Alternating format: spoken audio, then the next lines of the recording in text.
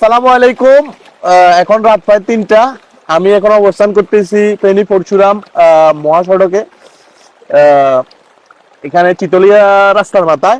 আসলে এখানে দেখেন মানে একদম মেন রোডে পানি প্রবাহিত হচ্ছে। আর সামনের যে জমিগুলা বা ফুল এই পাশে যে জমিগুলা পুরাটাই ভরাট হয়ে গেছে। চারদিক থেকে মনে করেন যে পানি আসতেছে। রাস্তার এই বেহাল দশা। আর ওদিকে যে চিতলিয়ার ওদিকে পুরা এক কোমর পানি।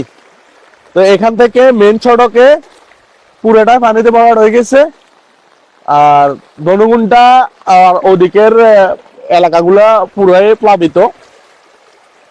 তো আমরা একটু সামনের দিকে যাব, গিয়ে আপনাদেরকে পুরো দৃশ্যটা দেখাবো।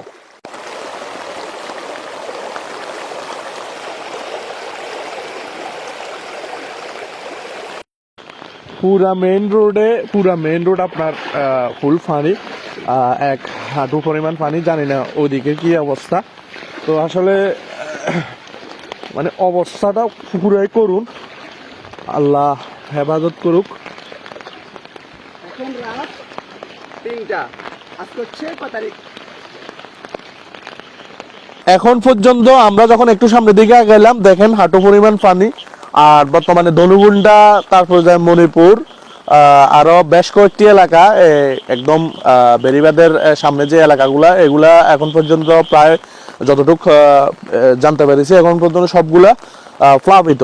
তো যাই হোক, আমরা এখন মনে করেন যে মেইন সড়কে আছে। মেইন সড়কের কি অবস্থা আপনারা একটু লক্ষ্য করেন।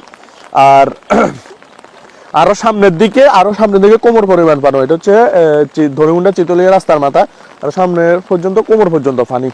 যে অনেক মানুষ আসতেছে ইয়ে নিয়ে, মালামাল নিয়ে, জিনিস নিয়ে। অবস্থা সামনের দিকে আরো করুন।